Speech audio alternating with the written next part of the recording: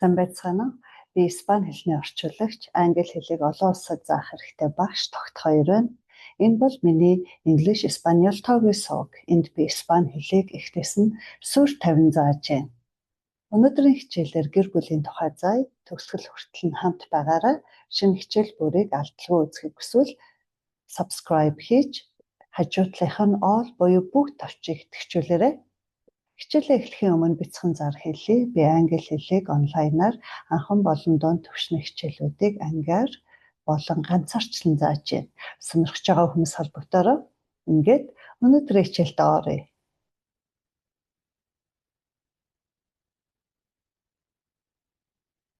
Mi familia, миний гэр бүл. Tener байх гэдэг үг хэрэглэн өнөөдрийн сэдвтэй холбоотой мөн хамаатуулах төлөөний нэр өгс үзнэ. Эхлээд шинэ үг үзье. La familia гэр бүл. Las parientes хамаатан садан. El padre аав. La madre ээж. Los padres эцэг эх. El esposo, el marido энэ хоёр үг маань хоёулаа нөхөр гэсэн үг. La esposa, la mujer эхнэр. La mujer гэдэг маань эмэгтэй хүнийг бас хэлдэг. Тэгэхээр хүний эхнэрийг ярьж гин үү, ерөнхийдөө эмэгтэй хүнгээ ярьж гин үү гэд юу ярьж байгаагаасаа ялгагдаж ойлгогдно. El hijo хүү. La hija охин. El hermano ах юм уу эрэгтэй дүү. La hermana эгч эсвэл эмэгтэй дүү. El abuelo өвөө. La abuela эмээ. El tío авга юм уу нагц ах. La tía авга юм уу нагц эгч. El nieto ач юм уу зээ хүү. La nieta ач юм уу зээ охин. El primo эрэгтэй үеэл. La prima эмэгтэй үеэл. El sobrino ах юм уу эгчийн хүү. La sobrina ах юм уу эгчийн охин. Ингээд гэр бүлийн үгнүүдээ сурчлаа. Одоо гэр бүлтэй холбоотой хэрэглэгдэх хэдэн үг суръя. Quantos хэдэн. Tener байх юм уу эзэмших гэдэг үйл үг үзнэ. Nombre нэр. Años нас. Тэгэхээр гэр бүлийнхэнтэйгээ холбоотой нэр, нас ярина. Тэгээд tener гэдэг үгний учрыг ойлгоно. Tener гэдэг ER-аар төгсөж байгаа үйл үгийг урд нь үзчихсэн тийм ээ. Comer гэд. ER төгсгөл нь хувраад O, Yo дээр O аваад, Түү дээр S аваад гэд ингээ хувирдгийг урд нь үзчихсэн. Одоо болвол tener гэдэг үг маань ер нь хүн юмтай байх, эзэмшихийг хэлдэг. Энэ үг маань дөрвөн бос хувирдаг үг байгаа. Энгийн өгүүлбэр дээр хэрхэн яаж хувирахыг эхлээд үзье. Yo tengo надад байна, надад байгаа гэсэн үг. Tú tienes. Тэгэхээр эхлэхдээ л шал өөр болоод эхэлж байгаа. Ten гэдэг эхний гурав нь яг энэ tener гэдэг үгнийхээ үндсийг авснаа tú дээр болохоор tien болчихж байгаа. Тэгэхээр энэ болгоныг чийжлэндээ орчуулгын хувьд бол чамд байна, байгаа гэсэн үг. Usted, él, ella дээр яг адилхан хувирна. Tiene. Usted tiene гэвэл танд байна. Él, ella дээр tiene гэх юм бол түүнд байна гэсэн. Эрэгтэй эмэгтэйг нь ялгарчна. Nosotros, nosotras. Tenemos. Бидэнд байна. Vosotros, vosotras. Испанд хэрэглэдэг хувилбар байгаа. Tenéis. Тэдэнд байна. Ustedes, ellos, ellas дээр tienen. Тэгэхээр ustedes tienen та нарт байна. Ellos, ellas tienen тэд нарт байна. Энгийн өгүүлбэр дээр ингээд хувирж байгаа. Харин үгүйсгэх болохоор энэ үйл үгнийхээ урталд но гэдгийг авчин. Тэгэл үгүйсгэх өгүүлбэр болчихж байгаа. Тэнэр гэдэг үгний орчуулган дээр нэмж хэлэхэд ер нь бол хүн юмтай байх эзэмших гэж хэлж байгаа. Мөн одоо гэр орныхныгоо ярихтаа би ахтай дүүтэй гэх юм уу, эсвэл одоо би тэдэн настай гэж хэлэхдээ надад тэдэн нас байгаа гэж хэлдэг. Эсвэл түүнд тэдэн нас байгаа. Энд дээр хэдүүлээ жишээ үзнэ. Энгийн үгүйсгэх өгүүлбэрүүд мөн асуултыг хэрхэн яаж асууж хариулах вэ гэдгийг жишээгээр үзнэ. Хамаатуулах төлөөний нэрс. Ми, миний, тү, чиний. Дээрээ өргөлт байхгүйг анзаараарай. Чиний. Су, түүний. Эрэгтэй дээр хэрэгжилж болно, эмэгтэй дээр хэрэгжилж болно. Су. Nuestro, nuestra. Бидний. Бид нар эм хүстэй юм ярьж гинүү, эр хүстэй юм ярьж гинүү гэдгээс энэ сүлийн хоёр төгсгөл хувирах юм байгаа юм. Vuestro, vuestra гэдэг нь адилхан хувирна. Ямар хүснэ юм ярьж гинэ гэдгээсээ болно. Орчуулга нь эд нарын. Су тэд нарын гэсэн үг. За тэгэнгүүт су гэдэг маань түүний гэдгийг хэлснэ. Бас тэд нарын гэхээр су гэж ярьж байна. За үүнийг юу ярьж байгаагаасаа болно. Жишээн дээр хэдүүлээ бас тод харж авна. Ер нь бол су фамилия гэх юм бол түүний гэр бүл.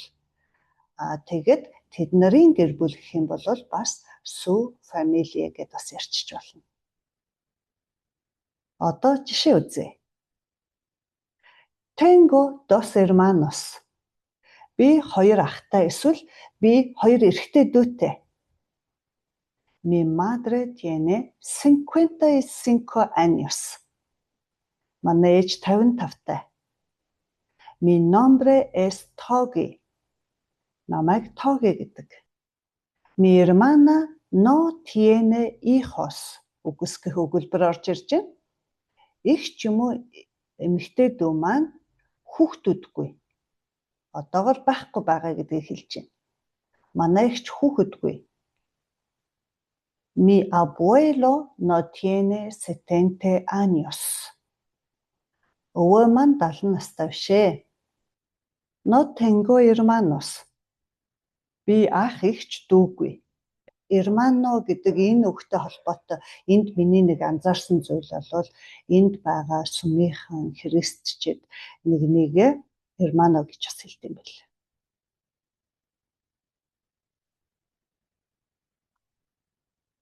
¿Cuántos hermanos tienes? Чи хэдэн ах эгч дүүтэй вэ? Tengo dos hermanos. Би хоёр ахтай эсвэл хоёр эрэгтэй дүүтэй. ¿Cuántos años tiene tu padre? Аав нь хэдэн настай вэ? Mi padre tiene 60 años. Аав маань 60 настай. ¿Cuál es tu nombre? Чиний нэр хэн бэ? Mi nombre es Togi. Миний нэрийг Togi гэдэг. Tiene una nieta. Та ач юм уу зэ охинтой юу? Sí, tengo una nieta. Тийм ээ, би нэг зэ охинтой. Эсвэл ач охинтой. За ингээд жишээгээ үзлээ. Одоо дасгал дээр ажиллаад эхлэе. Ejercicio 1. Дасгал 1. Tener гэдэг үгийг хувиргаад өгүүлбэрүүдийг гүйцээнэ үү? Yo, una familia grande. Ella, una hermana. Nosotros, dos hermanos. Tú, una abuela. Ellos, 3 hijos. Тэгвэл одоо тэнэр гэдэг үгнийхээ хувиргалыг түрүүн сурсан аль нь дээр байх вэ? Хэрэгтэй бол бичлэгээ зогсоогоо дасгал дээр ажиллаарай. Одоо хариугаа харъя. Yo tengo una familia grande. Манайхан олуула. Ella tiene una hermana. Тэр эмэгтэй нэг эгчтэй эсвэл эмэгтэй дүүтэй. Nosotros tenemos dos hermanos. Бид нар хоёр ахтай эсвэл хоёр эрэгтэй дүүтэй. Tú tienes una abuela. Чи нэг эмээтэй. Ellos tienen 3 hijos. Тэд нар 3 хүүхэдтэй. Ejercicio 2. Дасгал 2. Зөв хариултыг сонгоно. 1. ¿Cuántos hijos tienes? A. Soy 2 hijos. B. Tengo 2 hijos. 2. ¿Cuál es tu nombre? A. Mi nombre es Ana. B. Tengo Ana. 3. ¿Cuántos primos tienes? A. Tengo 4 primos. B. Estoy 4 primos. 4. ¿Cuántos años tiene tu padre? A. Tiene 55 años. B. Es 55 años. 5. ¿Tienes hermanos? A. Sí, tengo un hermano. B. Sí, soy un hermano. 6. ¿Tiene una familia grande? A. Sí, tengo una familia grande. B. Sí, estoy una familia grande. Хичээлийн бичлэгээ зогсоогоод сонгоорой. Одоо хариугаа шалгая. Нэгийнх бол B бахна. Tengo. Асуултаа харахад ¿Cuántos hijos tienes? Чамд хэдэн хүүхэд байгаа вэ гэхээр tengo, tener гэдэг өглөөгээ хэрэгжилж байгаа. Би 2 хүүтэй. 2 дээр чиний нэр хэн билээ гэхээр mi nombre es. Миний нэр бол. Урд нь ser гэдэг үг үзчихсэн. Байна гэдэгт хэрэгэлдэгээ адилхан. Тэгэд миний нэр бол гэхэд хэрэгэлнэ гэж зааж ирсэн. 3 дахь нь бол А сонголт байгаа.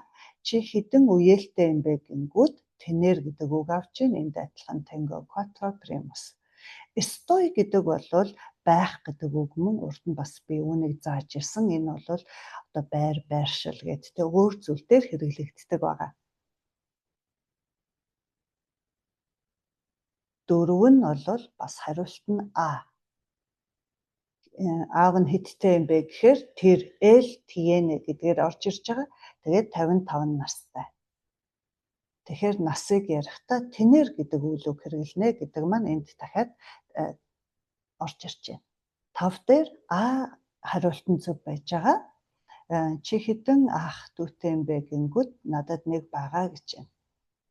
6 дахь нь бол танайхан олуулаа юу гингүүд тийм ээ манайхан олуулаа. Тэгэхээр энэ үед tener гэдэг үг хэрэглэнэ. Асуултан дээр ч гэсэн тодорхой харагдчихтэй. Ejercicio 3. Дасгал 3. Өгүүлбэрүүдийг испани хэлнээр орчуулна уу? За одоо жоохон ширүүн. Жоохон гүнзгийрч шүү. Орчуулга хийнэ. Манай өвөө 2 хүүтэй. Бид 3 ах дүүтэй. Манай эмээ маань 70-тай. Манайхан олуулаа. Манай гэр бүл олуулаа. Том гэдэг үг хэрэглэнэ гэд би хаалтан дотор хэлсэн. За энийг сайхан бодоод хэлж болно. Эсвэл сайхан бичээд хариугаа шалгаарай. Одоо хариугаа шалгая. Mi abuelo tiene 2 hijos. Tenemos 3 hermanos. Mi abuela tiene 70 años. Nuestra familia es grande. Одоо энэ Испани өгүүлбэрүүдээ Монголтойгоо ингээ харьцуулахад миний эмээ энтергээд би албаар бичсэн байгаа шүү. Энэ яагаад вэ гэхээр миний гэдэг үг хэрэглэнэ. Манай гэдэг нь биш. Испани хэлэнд манай гэдэг үг хэрэглэх юм бол nuestro nuestra гэдэг үг хэрэглэнэ. Үүний утга нь юу вэ гэхээр бид хэдийн групп биднэрийн гэсэн үг болчихно. Тэгэхээр хамаатан саднаараа сууж байгаа тохиолдолд энэ болж ийна асуудалгүй. Гэтэл одоо янз бүрийн хүмүүс сууж байгаа тохиолдолд энэ нь ойлгогддгоо. Тийм учраас ми гэдэг үг хэрэгэлдэг байгаа шүү тий. Тэгэхээр би энэ өгүүлбэрүүдээ оюутнуудаа туслах зорилгоор албаар ингээд бичсэн шүү. Ойлгоорой. Ингээд өнөөдрийн хичээл маань дуусчихэ. Хичээл тамт байсан танд баярлалаа. Хэрвээ та миний зааж байгаа испани хэлний хичээлүүдийг алдалгүй үзэхийг хүсвэл English Espanol тоогийн сувагт маань subscribe хийж хажуугийнх нь all буюу бүгд цовчийг идэвхжүүлээрэй. Ингэснээр намайг хичээл оруулах болгонд автоматар мэдээлэл очиад авах болно. Хэрв танд хичээл минь таалагдсан бол лайк дарж, комент хэсэгт сэтгэлдээ үлдээгээрэй. Баярлалаа. Дараагийн хичээл дээр дахин уулзъя.